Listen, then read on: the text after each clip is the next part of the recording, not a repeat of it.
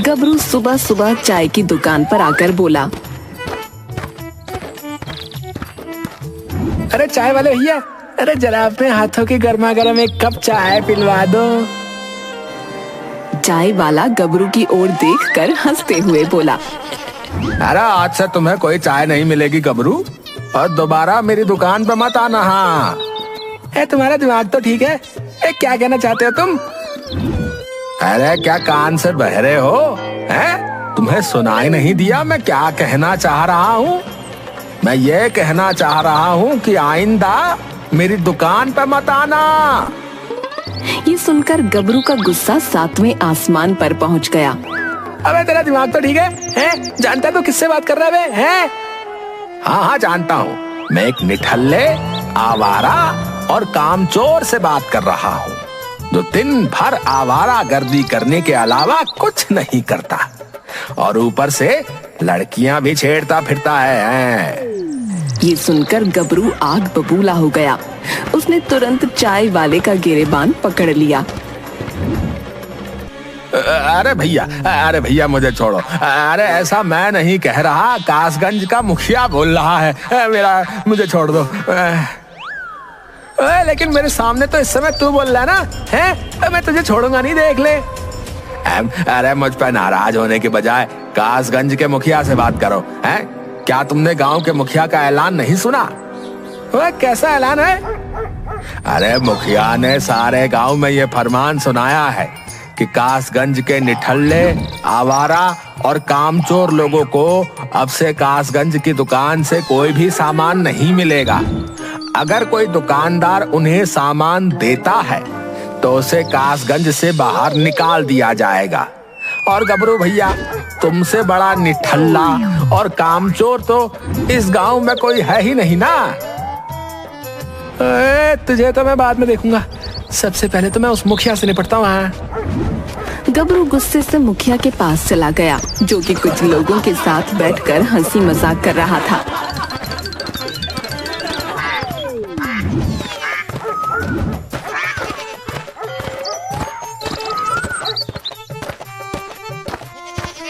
ये मैं क्या सुन रहा हूँ आपके मुखिया? ये क्या उल्टे सीधे फरमान जारी कर रहे हो आप? अरे गबरू, कासगंज का माहौल सुधारना बहुत जरूरी है, इसलिए कासगंज के निठल्लों को कासगंज से बाहर निकालना बहुत जरूरी है। शाम तक अपना मनहूस चेहरा लेकर तुम भी चले जाना, नहीं तो लाठी और डंडों से पीट कर हम खुद तुम्हें बाहर निकालेंगे। हाँ। अरे कोई जबरदस्ती है क्या? ये तो तानाशाही है। देखो गबरू, कल सुखिया चाचा के घर से बाहर कोई उनकी गाय को चुरा कर ले गया, और मैं जानता हूँ कि वो गाय किसने चोरी की है। क्या कहना चाहते हो आप? हैं? मैंने स्वयं अपनी आंखों से तुम्हें गाय चुराते हुए देखा है, इसीलिए मैंने ये फरमान जारी किया है कि अब से कासगंज में किसी भी चोर उचक्के और आवारा को नहीं रहने दिया जाएगा। सीधी तरह से यहाँ से कासगंज छोड़कर चले जाओ, बता रहे हैं। है कोई इस कासगंज में माई का लाल है जो गबरू को हाथ लगा कर दिखा दे? अगर हाथ ना तोड़ दिया ना तो गबरू मेरा नाम नहीं। मुखिया अपने साथियों की ओर देखकर क्रोधित होते हुए बोला, इस नाटे को बता दो कि तुम सभी अपने माई के लाल हो। सभी लोग क्रोधित हो गए और गबरू को धक्के देकर गांव से बाहर निकाल दिया। गबरू गांव की सीमा से बाहर क्रोधित होकर बोला, यार ये कासगंज वाले आखिर अपने को समझते क्या है? आज जरा लड़ाई का मूड नहीं था वो तो, और ऊपर से मंगल को मैं किसी पे हाथ नहीं उठाता। इन सबको मैं देख लूंगा। गबरू नाम है मेरा, गबरू। गबरू गुस्से से जंगल की ओर चला गया। रास्ते में उसे एक साधु मिल गया। अरे कहाँ जा रहे हो गबरू, इतने गुस्से में? अरे अपने काम से काम रखो साधु महाराज, मेरा दिमाग ना बहुत खराब है, बता रहा हूँ। खामखा पीट जाओगे। और सही से नाम लो मेरा नाम गबरू नहीं गबरू है। हाँ। और तुम्हें कैसे पता मेरा नाम? अरे गबरू भैया, नाराज मत हो, मैं तो ये कहना चाह रहा हूँ कि इस रास्ते से मत जाना। अबे अब तो मैं इसी रास्ते से जाऊंगा, क्या उखाड़ लोगे तुम? देखता हूँ मैं। आज चंद्रमा की छठी रात है। चंद्रमा की छठी रात में इस रास्ते में एक द्वार खुलता है।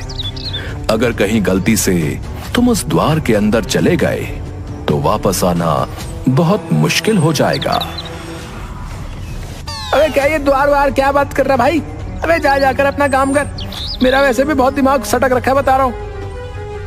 इतना कहकर गबरू उसी रास्ते की ओर चलने लगा। अचानक गबरू को चक्कर आ गए।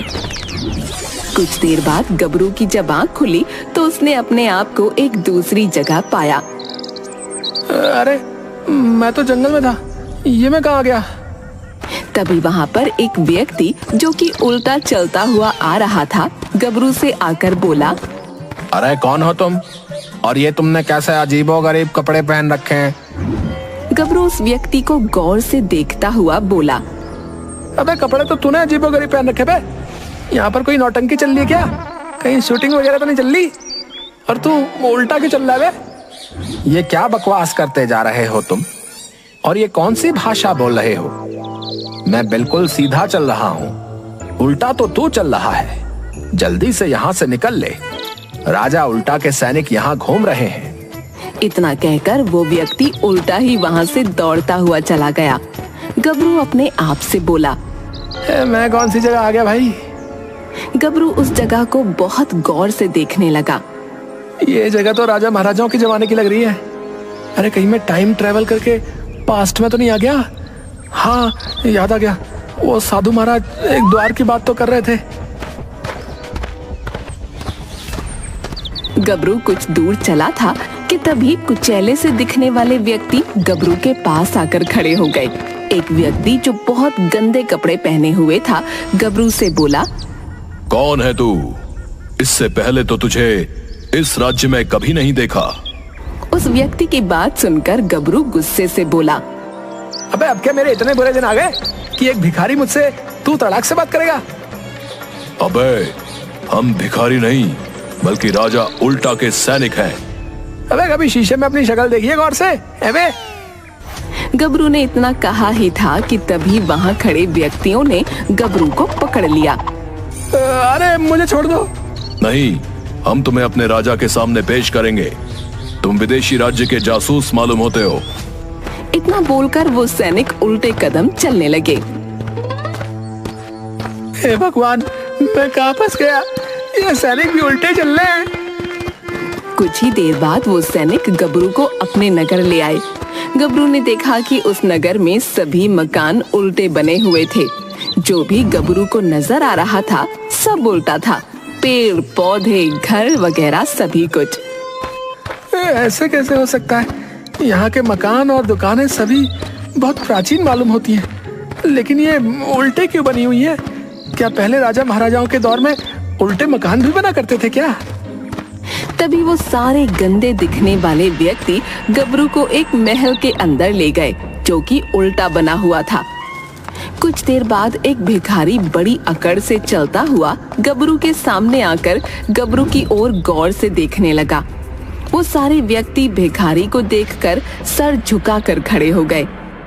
अबे तू कौन है और मुझे ऐसे क्यों देख रहा है? चल जल्दी से मेरे हाथ खोल। भिखारी जैसा दिखने वाला व्यक्ति गुस्से से गबरू से बोला, तमीज से बात करो। तुम इस वक्त उल्टा राज्य के राजा उल्टा से बात कर रहे हो। उसकी बात सुनकर गबरू बुरी तरह से चौंक गया। क्या बकवास कर रहा है बे? है बे? मैंने तो पिक्चरों में देखा है कि राजा महाराजा बड़े कीमती कपड़े पहनते हैं, लेकिन तू तो भिखारी जैसा लग रहा है बे। ये सुनकर वो व्यक्ति बुरी तरह से क्रोधित होकर बोला, इसे ले जाकर छोड़ दो। 2-3 दिन भूखा प्यासा रहेगा तो इसकी अक्ल ठिकाने आ जाएगी। ये भी ना बात। मगर उन सब ने गबरू को पकड़कर एक कारागार में बंद कर दिया। कारागार में गबरू ने देखा कि कुछ सैनिक और एक राजाओं वाले कपड़े पहना हुआ व्यक्ति वहाँ पर बंद था। गबरू उसकी ओर देखकर बोला, लगता है उन भिखारियों ने आपके राज्य पर कब्जा कर लिया है और आपको कारागार में बंद कर दिया है। लेकिन तुम टेंशन मत लो, मैं तुम्हें आजाद कराऊंगा। मगर मेरी एक शर्त है, तुझे अपना आधा राज्य मुझे सौंपना पड़ेगा। मैं राजा नहीं बल्कि भिखारी हूँ, और तुझे ये जो लोग सैनिकों जैसे कपड़े पहने हुए दिख रहे हैं, ये सैनिक नहीं, ये भी मेरी तरह भिखारी हैं। गबरू सर पकड़कर बैठ गया। हे भगवान, ये क्या हो रहा है? भिखारी राजा जैसे कपड़े पहनता है और राजा भिखारी के कपड़े पहना हुआ है। लोग उल्टे चल रहे हैं। ये कहाँ फंस गया यार मैं? तभी वहाँ पर वही गंदे दिखने वाले व्यक्ति बहुत सारा खाना लेकर आ गए और गबरू से बोले, ये ले, इस सारे खाने को तुझे खाना है। अरे ये तो बहुत सारा खाना है। मैं इंसान हूँ, कोई जानवर नहीं। और उस भिखारी ने तो मुझे रिहा करने के लिए बोला था ना। हमारे यहाँ भूखा रहने को बहुत ज्यादा पेट भरने को कहते हैं, और रिहा करने का मतलब बंदी बनाना। मूर्ख, तू अभी तक नहीं समझा?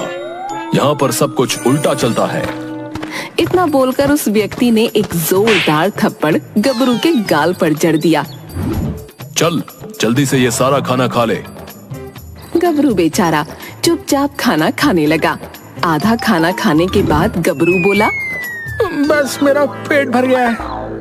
नहीं, तुझे पूरा खाना खाना पड़ेगा। राजा उल्टा का आदेश है, तुझे भूखा रखना है। उस व्यक्ति ने गबरू के मुंह में जबरदस्ती सारा खाना उड़ेल दिया और वहां से चला गया।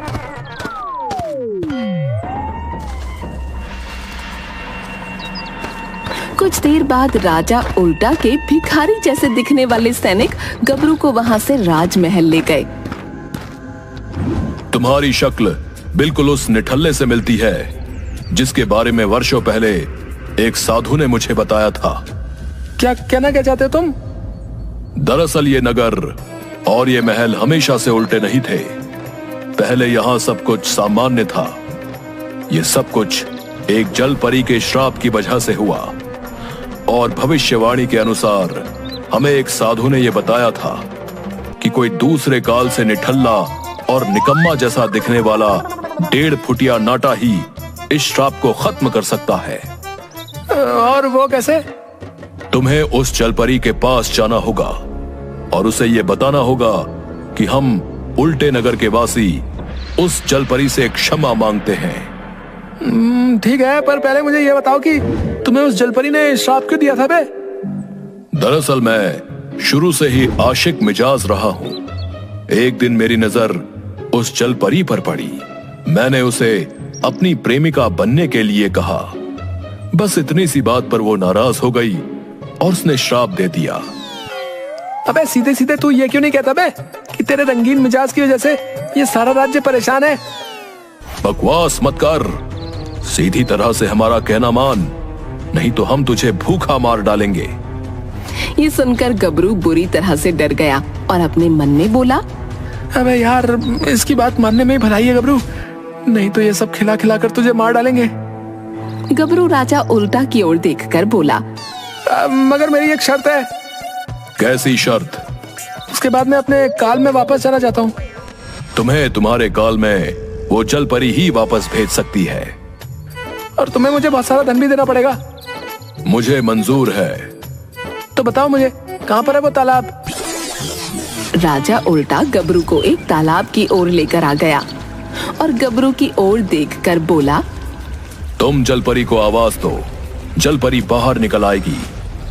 अरे ओ जलपरी ओ जल्दी से बाहर आ जाओ, यहाँ मेरी बैंड बजे पड़ी है। तभी तालाब में से धुआं उठा और एक सुंदर जलपरी निकलकर बाहर आकर बोली, बैंड बजी है? ये तो 21वीं सदी के लोग बोलते हैं। इसका मतलब तुम इस काल के नहीं हो। तुम जरूर भविष्यवाणी के अनुसार वही व्यक्ति हो जिसके बारे में वर्षों पहले बताया गया था, और तुम यकीनन मेरे श्राप से इन सबको मुक्त कराने आए हो। हाँ, तुमने बिल्कुल सही कहा। जल्दी से इन सबको मुक्त करो और मुझे मेरे काल में वापस भेज दो। जलपरी ने अपना एक हाथ आगे बढ़ाया। अचानक से सब कुछ सामान्य हो गया। राजा का महल, राजा के राज्य उल्टे, सब कुछ सीधे हो गए। राजा के कपड़े महाराजा जैसे कपड़ों में परिवर्तित हो गए और भिखारी जैसे दिखने वाले सैनिक सैनिकों के रूप में परिवर्तित हो गए। इस तालाब के अंदर कूद जाओ, तुम अपने समय में वापस पहुंच जाओगे। गबरू राजा उल्टा की ओर देखकर बोला, ऐसा है, जल्दी से मुझे बहुत सारा खजाना दे दो ताकि मैं उसे अपने काल में वापस ले जाऊं और जीवन भर ऐश करूं। राजा उल्टा ने एक जोरदार लात गबरू की पीठ पर मार दी। गबरू तुरंत तालाब में गिर गया। राजा उल्टा हंसते हुए बोला, मैंने तुम्हें पूरी भविष्यवाणी नहीं बताई थी। भविष्यवाणी के अनुसार जब सब कुछ सामान्य हो जाएगा तो राजा उल्टा, नगर का राजा, उस दूसरे काल से आए 1.5 फुटिये को लात मारकर तालाब में गिराकर उसे मुक्त करेगा। गबरू क्रोधित होता हुआ तालाब के अंदर से बोला, तेरा सत्यानाश जाए राजा। अगर मुझे पता होता तो मैं कभी भी तुझे श्राप से मुक्त नहीं कराता, बता रहा हूँ।